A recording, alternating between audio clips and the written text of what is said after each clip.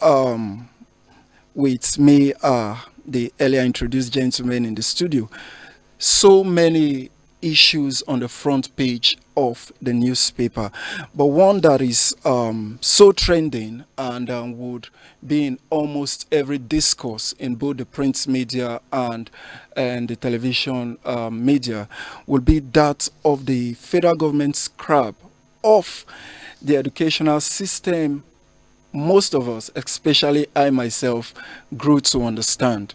And it is a change that is coming, what I would describe a sudden change.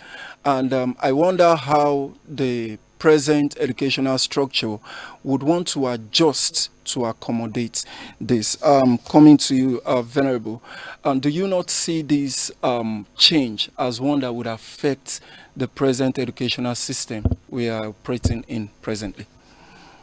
Well, let me start by saying that there's no educational system that is completely bad or any educational system that is perfect. It all depends on the handlers. For me, 6334 system of education is the best system that Nigeria have ever come up with. But it was never run the way it was intended to be. If you understand 6334 system of education, it was to be 6 years for primary, which is a generalized education. Then the first 3 years is for junior secondary, where people will be exposed to vocational training and the normal, usual education. Then by the time you are going to secondary, you are almost specializing. It's either you are now going to technical education or going to the normal regular education. And from there you progress to tertiary institution. And that is why when it was introduced, if you recall, the federal government made effort to purchase equipment, sophisticated equipment, and distributed it nationwide to all schools. Some of them were never installed until they went bad or were stolen or vandalized by people. So for me, the idea behind 6334 system of education was so good, but it was never really implemented. What that means was that Nigeria has started thinking of vocational education that will make people employable, not necessarily coming out of school to come and be begging for employment, but it was never implemented. This new one they are coming up with is also a novel idea. The advantage I'm seeing in it, since I heard about it yesterday and I took time to study the details, the advantage I'm seeing in it is that it will lead to, number one, they may not be focusing on that, but for me, that was the first thing I saw. This will reduce unnecessary wastage of spending of money, even on education.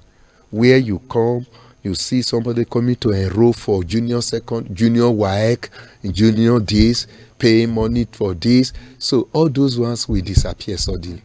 You simply start your education that will run for 12 good years.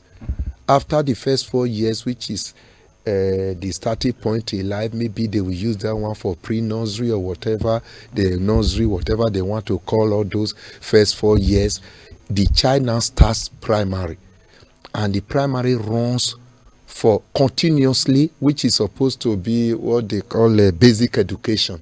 We now run for good 12 years, unbroken 12 years. So secondary education will be subsumed into the basic educational system. So there will be no breakage. There will be nothing like you get to junior secondary and drop out. If you ask most of the artisans you see, they drop out at where they finish junior WAEC. Either their guardian or their parents, you can stop here, we don't have money to enroll you for senior. All those ones will no longer be. The once you start, you have started. And basic education in Nigeria is supposed to be free for all and compulsory. So with that, more people will access education. We do hope government will be ready to fund free education for the basic education. That will make education accessible to majority. My own is implementation. Are we ready to implement it, or we just want to make it? The new minister want to make a name. All right.